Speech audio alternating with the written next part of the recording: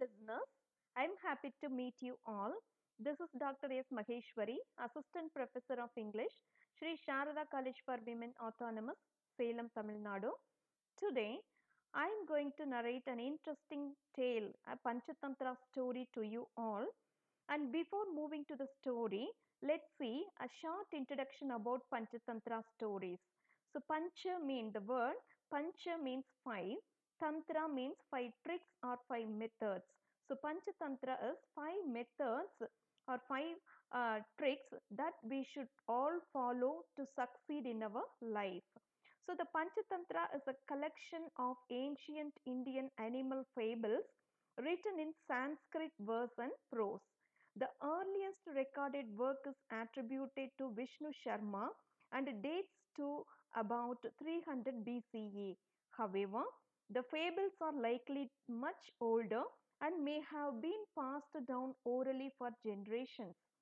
The Panchatantra was created to teach the sons of a king named Amar Shakti how to rule the kingdom better. The stories are meant to entertain and to teach morals. It is believed, my dear listeners, the king Amar Shakti considered his three sons to be dull and he wanted someone to teach them better and train them to become better kings. That's why he sent his sons to a Pandit, a learned person, Vishnu Sharma, to teach their sons. And the Panchatantra is based on older oral traditions that date back to the period of the Rig Veda and the Upanishads.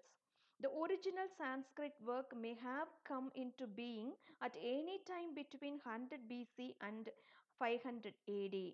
The original work is lost, however. But we have a clear knowledge about the work. The work contains five books, each of which has an overarching frame story that connects a series of individual fables and embedded sub fables. So we have to understand that.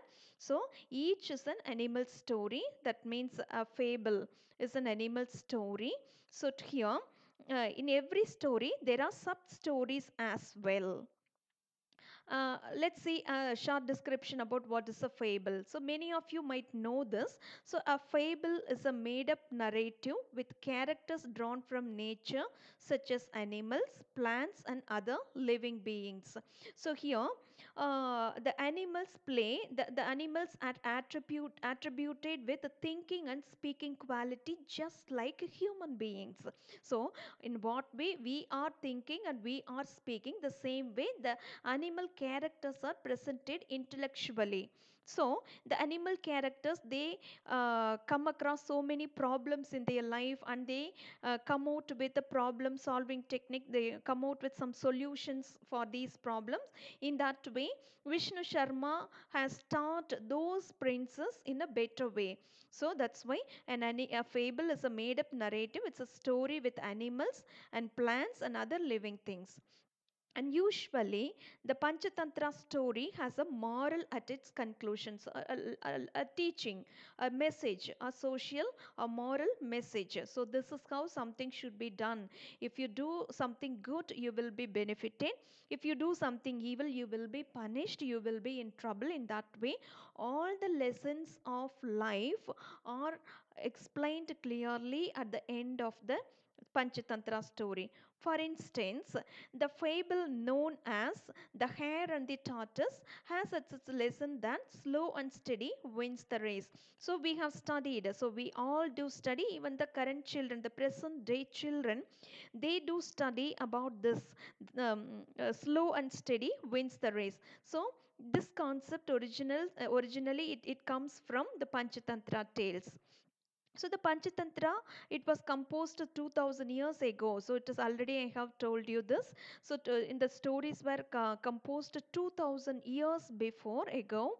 And because of the moral principles and wisdom it contains, it is still well known and relevant among today's kids. So in any time, it's relevant for all ages and all races, all people all over the world. Anybody can read these stories and they can learn some important lessons from these stories. It was originally composed in Sanskrit, this also I have told you, and it is now available in many different languages worldwide. Many people, many writers, and many authors were so keen and they were very interested in these stories then because of the moral and the wisdom contained in the stories. They were really eager to translate it into their own languages. So, there are 87 stories in the Panchatantra, and each one contains a moral lesson. This is so unique about these Panchatantra stories that there are 87 stories, and each story, each one of the 87 stories contains a moral lesson, a teaching, and a message at the end of the story. And it is a fantastic tool for understanding the moral ideals of human existence. So, these stories teach how a human being should lead a life, and what are the possible mistakes committed by the human being, and what will be the results of those mistakes. Everything is taught by these Panchatantra tales.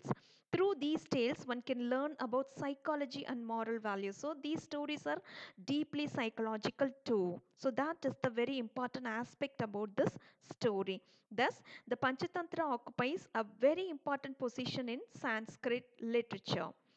And there are five sections in Panchatantra. The first section is Mitra Beda, that means the separation of friends. For example, the lion and the bull story is the perfect example for how separation of friends leads to their downfall. And the second section is Mitra Labha or Mitra Samprapti, that is gaining friends or winning friends. The story involves the dove, the crow, the mouse, the tortoise, and the deer. And listeners, this is the part that's been prescribed in our syllabus for this first year BA English course. And the third section is War and Peace Kakulokium of Crows and Owls is the best story from this section. And the fourth section is Loss of Gains. For this, the monkey and the crocodile, that is the best one. And the last section of this Panchatantra is Aparisita Karakam, that is irresponsible behavior and rash behavior. How irresponsibility leads to loss. That is the concept of this section. And the Brahman and the Mongoose is the best example for this fifth section. And now let's move on to the story today. And this story is from the second part, Mitra Labha or winning of friends. That means each person, each human being born in this world needs a few friends at least to lead their life comfortably. So this is very important. Nobody can live alone. Nobody can survive alone. So we need somebody to rely on. We need somebody to support us. That is the concept here. And this concept is explained in the story. This is very interesting. Come, dear listeners, let's learn the story now. So, there was a crow, there was a dense forest, there was a city, Maiden's Delight, and in that city, there was a forest nearby. In that forest, there lived a crow named Swift, and usually it flies to the Maiden's Delight city in the morning in the search of food, and the evening it will come back to the forest in the tree especially, and it will take its rest. So one morning, as usual, he starts towards the city in search of food. But he sees a strange. He observes that a hunter who is coming to the forest, and he carries a snare, that is a net, in his hand, and he comes near the tree and he spreads the trap, and he decides to catch the birds. When Swift looks at him, he is disturbed, and he asks itself, it speaks to itself. It says that what does this hunter mean to do? The sinner? To hurt me? Or has he some other purpose? And he decides, okay, today let me not go to the city in search of food, and let me stay here. Let me observe what happens and what the hunter is planning to do. So he clings to the hunter's heels. That means he follows the hunter, and he is filled with curiosity. The crow Swift is filled with curiosity. Now the hunter picks a spot. The hunter, he decides the spot, and that is near the tree where the crow lives, and he spreads the snare, and he also scatters some rice grains, and he goes and hides in a bush. So he sees, he understands, and he expects that if a bird or a group of birds look at the rice grains, immediately those birds will be tempted, they will alight, and they will be caught in the snare. That is the plan of the hunter. So he waits in the bush, and fortunately there are so many birds living in and around the tree, nearby the tree, and all these birds have already been warned clearly by Swift the crow, so that all the birds are very cautious and alert that no bird comes out of the nest to eat the rice grains spread by the hunter, because Swift, a very intelligent bird, it has already warned all his neighbors to be very careful about the grains that are spread in the open field. So he has told them that if some grains are spread in the open field, it is a clear sign of danger. So nobody should go near it. So no bird approaches the grains. They regard the rice grains as deadly poison, and they do not peep. So, unfortunately, at this juncture, a dove king named Gainek, with hundreds of dove retainers, is wandering in search of food and spies the rice grains from afar. So, now the dove, the name is Gainek, and it along with its citizens, the followers, hundreds of citizens, they are flying in the sky and they are searching for some food. They are very hungry, and they happen to look at the rice grains spread by the hunter. Now they start coming towards the rice grains. So now Swift hurriedly goes, he approaches the Gainek, the dove Gainek, and then he wants it. But Gainek doesn't pay heed to the advice given by Swift, because he and his followers are very hungry. Then he greedily seeks to eat them and alights in the great snare. The moment he does so, he and his retainers are caught in the meshes. So only now he feels very bad then. So I should have listened to the advice given by the crow. So now, unfortunately, he and his followers are caught up in the meshes. Nor should he be blamed. It has happened through hostile fate. This we have to note, my dear listeners, because in many places in the Panchatantra stories, the role of destiny and fate is stressed. So it is believed that whatever happens in human life, it is because of destiny or fate. So here also it is said that so Gainek and his followers are caught up in the net because of fate, nothing else. So the hunter, so now the hunter is gleeful. So the hunter is very happy that the snare he finds hundreds of doves. He is very happy that he runs forward.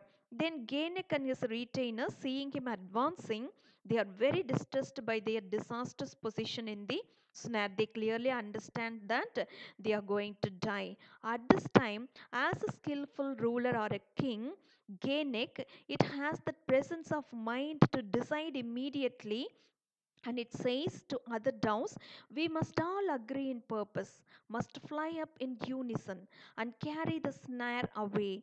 This is not possible without united action, for death befalls those of disunited purpose. So, listeners, we have all come across this proverb, unity is strength. So, the same advice is given by the king to his followers, his citizens, that my dear fellow citizens, my dear fellow birds, so we should all fly together.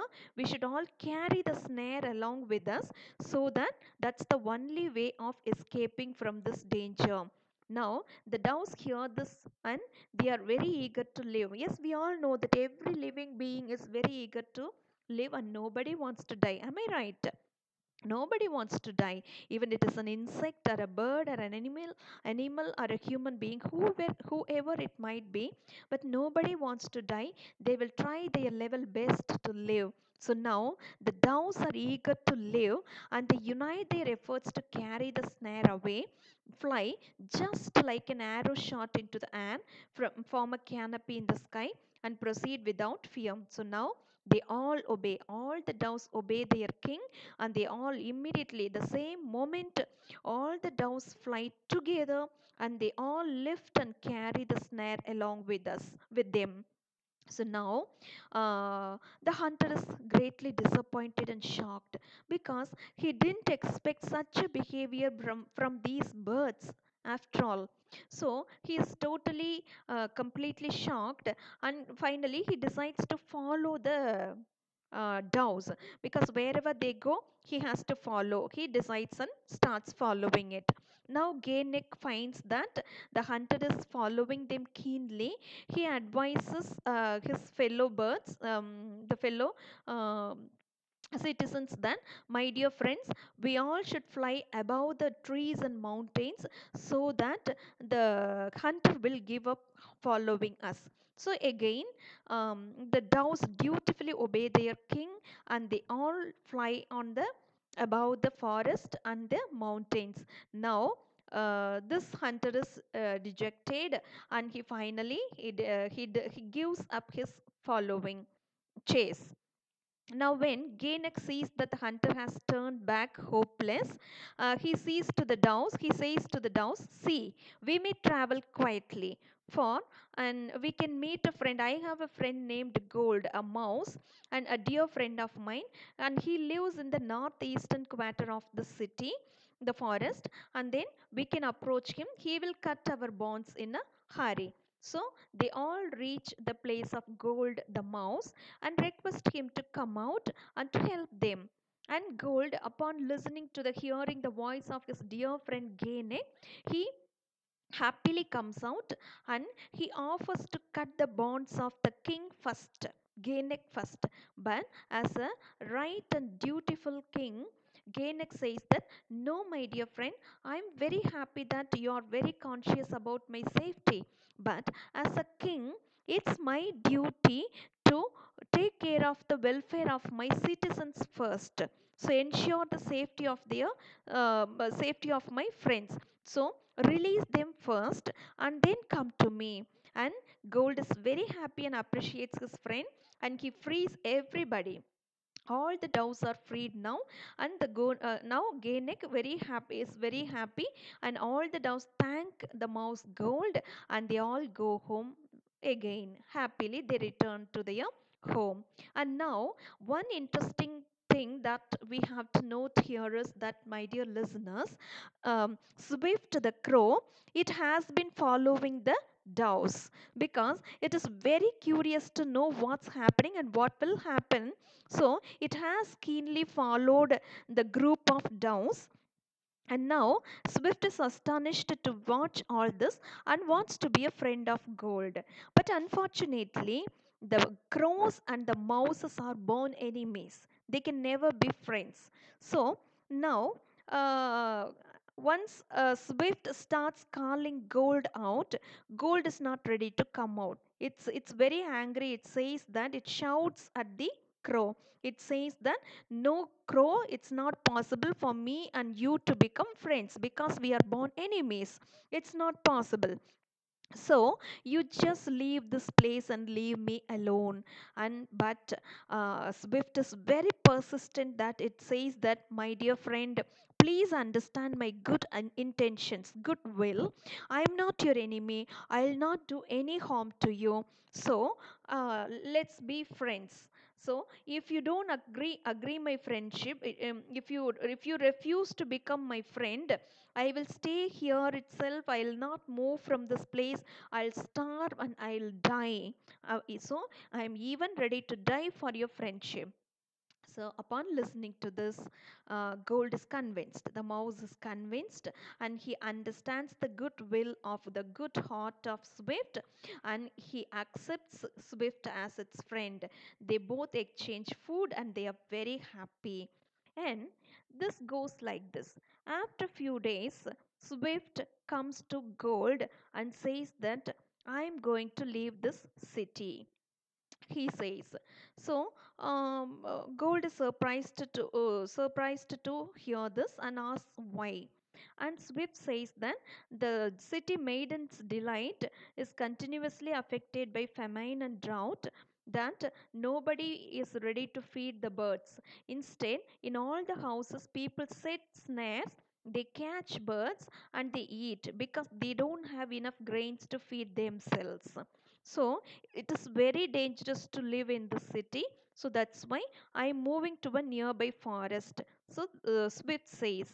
And upon learning this, Gold also decides to accompany Swift to the forest, and they both reach the forest, and there they meet Slow the turtle.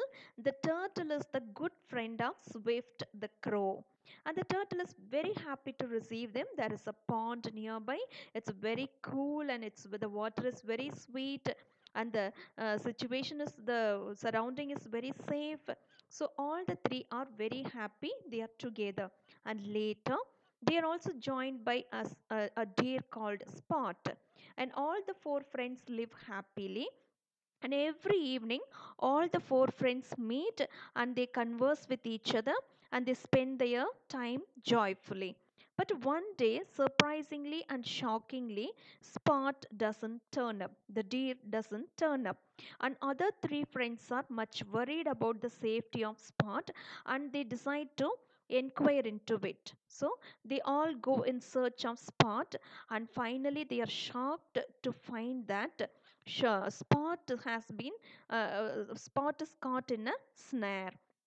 And now Swift and Gold go to release it, and now they advise Slow not to accompany them because Swift says that if some danger befalls, I can fly, the mouse can run away, but you, being the turtle, you cannot move fast, so you may land up in danger, it warns. But however, Slow disagrees. No, no, I'll also come with you, my friends, because I'm much worried about the safety of Spot, that I'll also come with you. So, or they all go to release Spot, and then once they release Spot from the snare, the hunter turns up there. He turns up and he finds that the deer is not there, and he now he is his attention is captured by the slow moving slow.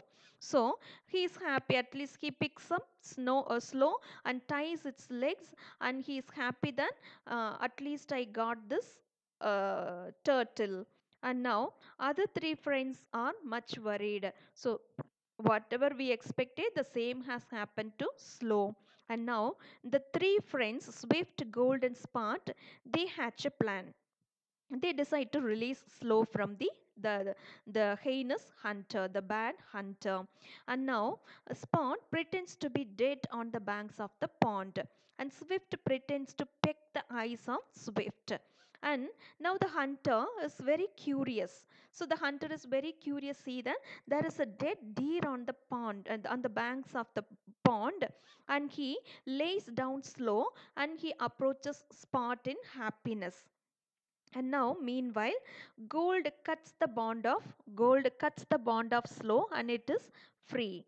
And now upon hearing the footsteps of the hunter, Spot gets up and runs away. The hunter is disappointed. So this is their plan. So Spot has to be the deer Spot has to pretend to be dead, and the crow has to pretend to be pecking the eyes of the deer, and then mouse has to be ready. So once immediately the hunter lays down the turtle, mouse has to set the turtle free, and approach on hearing the approaching steps of the hunter, immediately the crow will fly and the deer will run away. In that way, they all join together, the four join together, the three friends join together to release the save the fourth friend. The hunter is disappointed.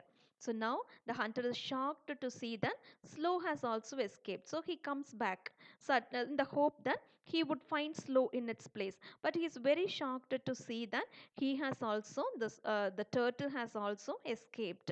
He goes away empty handed. He goes away sadly. Now the four friends are joyfully united. They live here thereafter very happily. They are very cautious about their safety, and they live in the forest very happily. So Dear listeners, this is the story of winning of friends. So, the story tells that one always needs good friends to get help during peril. Peril means danger, we know. So, nobody can stay alone. So, every individual needs to have some good friends, not bad friends. That's very important. Good friends. We need to have some good friends to enjoy with them. So we need some friends to enjoy our life. At the same time, we need them to rely upon them during the times of peril. So this is the moral. So I have already told you each Panchatantra story includes a moral, a message at the end of the story. So here the moral is one needs good friends to be happy in their life. So this is the story. Hope you have understood the story. You have enjoyed the story. My advice would be that you have to read, listeners, you have to read all the stories of Panchatantra. So once you finish reading Panchatantra stories, you would understand that each story is a diamond, is a precious gem. So each story contains a lesson, a moral in it. These morals are very useful in our day to day life.